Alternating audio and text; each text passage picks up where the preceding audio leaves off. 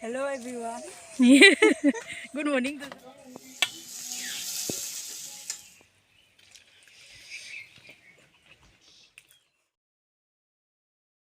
Mama, jadi pun nipan makai tara bani. Semaina oi. Nana munu hai gam jatuh rokte. Good morning kam tahai rokte. Hello everyone. Good morning tu saya muna. Good morning. Nana di. Aku ada kita siri Leitre. Kita siri hai. Anda terung he. Hai. Mesti school jatuh ini sana babu. Sandia. Koi lekai lek sabi macam tu ne. Mesti school jatuh lagi. Bisa lor tu. Mesti sekarang desin kutaji yang macam tu. Mama mene. Koi ni yang semua tu kare. Desin je pun mama mene. Mesti tu kalau kare di udah.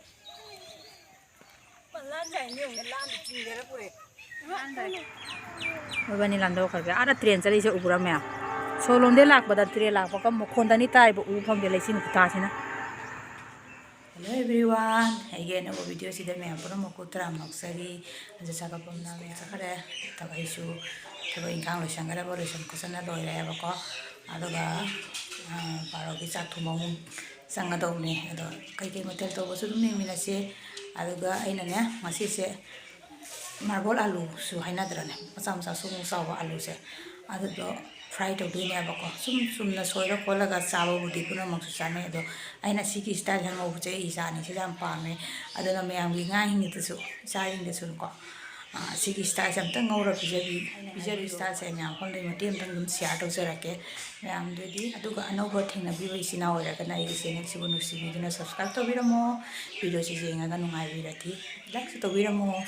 Mymsu ke Leitre Aloo se Aloo Macha Macha Indonesia bako si thoi ne khoi sum Leitre ga ngau ga sai bako ngang hi jam pa me ai su jam pa me Aloo ngau bo si di do simaina sang sap mana ba ngak ta oina khando ge maina sorry ase ne loina khalle chang mana ba sing se sikai pi khara su jai su ngau ba do ai mu khara chang se jam pi pu de budi kitang su saw ba do oi ai gi se di people khuna bu mu saw budi oidre doi khara saw budi oire ko chang sap mana samthai manga tarurak sa me adumai se sigi chang se oire ko aina khali se aduga se samdo loira pusale aduga I cooker siga hapsalaga siti mari rom se kamtho ge mari mukti ka mate asumullane dana mari mu kamtho ge singkara habaga sing jam hapre siga hapre aduga ges tangalage aduga kaptho ge Tanggalle aduga siti chamari rong te kapal lage abako aduga sina khamen galu ga ina phutpane iron ke aina ko phutpa sumulle aduga mari ga se kapal aduga mullaba mundi be yenge mulle mam sabana suloi bine kusam tawre aduga ai soria se lakthoge inghanna bako lakthare soria siga ingjarani soria se laktho thamamina ko aduga ina ne pukham jaga khara mu lakthoe aduga glass maning jina hape petang sumai namiba jamna ne toi dera su phajate aduna yengbada adu hape petang sumai namma kana hel aduga ne glass maning jina namdra so koi gine se shopping board se asigi sikane kun khutki se kari kauge asi sina sumai hape petang sumai namba sina hena phajabani mapo hena kaidabne glass na to ri jut se khara ne henjane ta kaya bako sigi style da thamme sumaina jam su kai da jam su gena to da ba aluga sumai thamme aduga thau hapal hape aduga passport na kara sobri sele jenam hakke jare thilo hakke jare ba ko ai dum passport na sumaina ngau sine he na hawe aduna passport kara hapchalle aduga alu indo lo hapchalle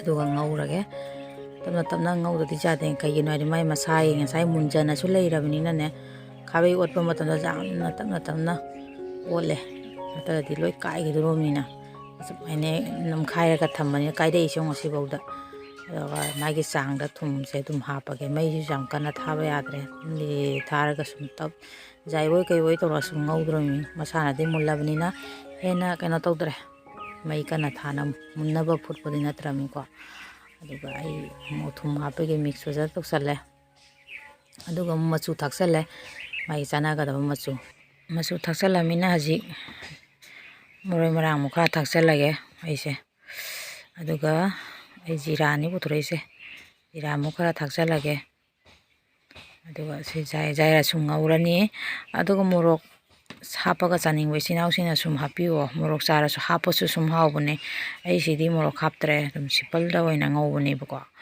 ꯊꯥꯎꯁꯦ ꯌꯥꯝ ꯆꯨꯞꯄꯦ ꯁꯤꯒꯤ ꯈꯨꯉꯧꯁꯦ ꯊꯥꯎꯗꯤ ꯌꯥꯝꯅ ꯆꯪꯕꯅꯦ ꯁꯨꯝ ꯖꯥꯏꯔ ꯃꯄꯨꯝ ꯑꯣꯏꯅꯁꯨ ꯉꯧꯔꯦꯗ ꯑꯗꯨꯅ ꯌꯥꯝꯅ ꯀꯨꯞꯅ ꯁꯣꯏꯕꯗꯣ ꯑꯣꯏꯔꯗꯤ ꯌꯥꯝ ꯆꯪꯗꯦ ꯑꯗꯨꯒ ꯍꯧꯖꯤꯛ ꯑꯩꯅ ꯑꯥꯂꯨ ꯉꯧꯕꯁꯦ ꯍꯥꯞꯇꯣꯏꯁꯦ ꯃꯦꯟ ꯏꯟꯒ꯭ꯔꯤꯗꯤꯌꯦꯟꯁꯤꯗꯤ ꯁꯤ ꯍꯥꯞꯄꯤꯁꯦ ꯀꯩꯅꯣ ꯍꯥꯏꯕꯗ ꯕꯦꯁꯣꯟꯅꯤ ꯃꯌꯥꯝ ꯕꯦꯁꯣꯟ ꯍꯥꯞꯄꯁꯤꯅ ꯑꯩꯈꯣꯏ ꯀꯩꯒꯤꯅꯣ ꯍꯥꯏꯕꯗ ꯕꯣꯔꯥꯒꯤ ꯃꯍꯥꯎꯁꯨ ꯑꯁꯨꯝ ꯂꯥꯛꯄꯅꯦ ꯁꯦꯕ ꯑꯩꯅ ꯊꯥꯎ ꯈꯔꯗꯤ ꯍꯥꯞꯈ꯭ꯔꯦ ꯍꯥꯞꯄꯩ ꯃꯇꯥꯡꯗꯨꯅꯦ ꯑꯩꯅ ꯚꯤꯗꯤꯑꯣꯁꯦ ꯂꯧꯕ ꯉꯝꯍꯧꯗ꯭ꯔꯦ ꯑꯗꯣ ꯕꯦꯁꯣꯟ ꯍꯥꯞꯇ꯭ꯔꯤꯉꯩ ꯃꯃꯥꯡꯗ ꯊꯥꯎ ꯈꯔ ꯍꯥꯞꯄꯦ ꯑꯗꯨꯒ ꯕꯦꯁꯣꯟꯁꯦ ꯍꯥꯞꯆꯜꯂꯦ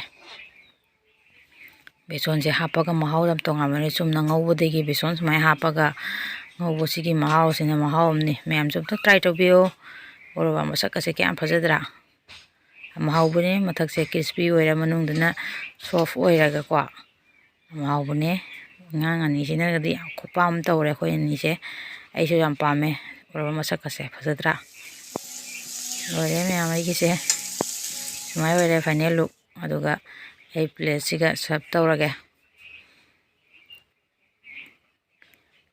ꯑꯉꯥꯡ ꯑꯅꯤꯅꯦ ꯍꯔꯥꯎꯖꯕꯤ ꯃꯑꯣꯡꯗꯅꯦ ꯑꯩꯅ ꯉꯧꯕꯤꯔꯤꯁꯦ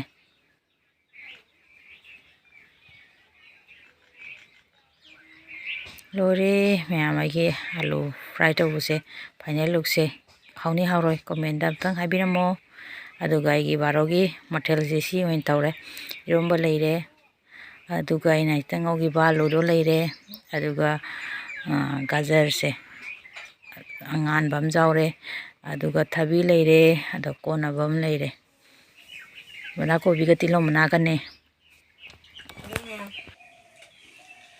ꯃꯌꯥꯝ ꯑꯩꯈꯣꯏ ꯍꯧꯖꯤꯛ ꯆꯥꯛ ꯆꯥꯒꯦ ꯇꯧꯔꯤ ꯉꯁꯤꯗꯤ ꯁ꯭ꯀꯨꯜ ꯍꯥꯞꯅꯤꯅ ꯉꯟꯅ ꯂꯥꯛꯑꯦ ꯁꯤꯒ ꯈꯥꯃꯦꯟꯒ ꯑꯂꯨꯒ ꯏꯔꯣꯟꯕ ꯑꯗꯩ ꯁꯤꯒꯅ ꯇꯤꯜꯍꯧꯒꯤ ꯃꯅꯥ ꯑꯗꯩꯁꯦ ꯅꯣꯏꯅ ꯊꯥꯕ ꯇꯤꯜꯍꯧ ꯑꯩꯅ ꯊꯥꯕ ꯇꯤꯜꯍꯧ ꯁꯤꯁꯦ ꯊꯕꯤ ꯑꯗꯩꯁꯦ ꯕꯟꯙꯀꯣꯕꯤꯁꯤꯅ ꯅꯪ ꯐꯦꯚꯔꯦꯠ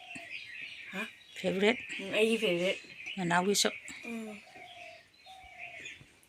ꯑꯩꯅ ꯊꯥꯕ ꯇꯤꯜꯍꯧ ꯅꯠꯇꯦ ꯀꯩ ꯑꯩꯅ ꯊꯥꯕ ꯑꯩꯅ ꯍꯥꯏꯒꯗꯕ ꯑꯗꯨꯃꯥꯏꯅ ꯍꯥꯏꯒꯗꯕ ꯑꯣ ꯌꯥꯝ ꯆꯥꯎꯊꯣꯛꯆꯕꯅꯦ ꯑꯗꯨꯗꯤ ꯃꯌꯥꯝ ꯆꯥꯕ ꯍꯧꯔꯒꯦ ꯆꯥꯎ ꯏꯟꯖꯥꯡꯗꯣ ꯍꯣꯔꯦꯟ ꯑꯣꯛꯇ꯭ꯔꯒ ꯍꯥꯏꯔꯣ ꯑꯩ ꯍꯥꯏꯕꯤꯔꯛꯀꯦ ꯇꯦꯕꯜꯁꯦ ꯄꯤꯛꯄꯅꯤꯅ ꯆꯟꯗꯔꯦ ꯌꯥꯝ ꯊꯝꯕ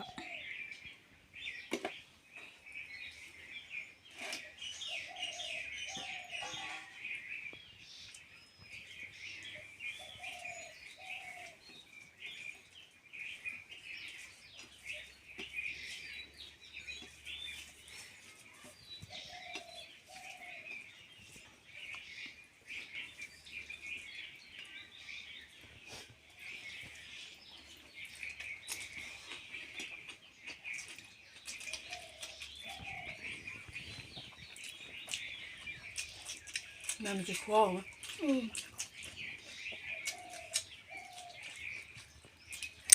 ꯕꯦꯁꯣꯟ ꯍꯥꯞꯄꯅꯤꯅ ꯕꯣꯔꯥꯒꯤ ꯇꯦꯁꯁꯨ ꯑꯣꯏꯕ ꯑꯥꯂꯨꯒꯤ ꯃꯍꯥꯎꯁꯨ ꯁꯨꯝ ꯐꯪꯕ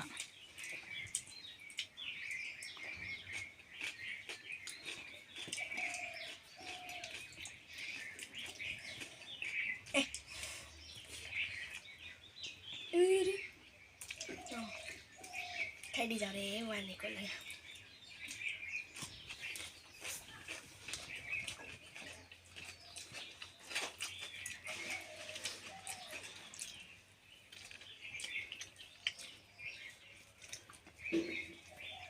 मैं अंदर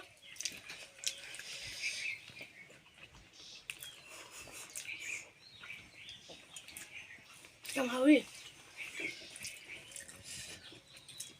Coi nó đi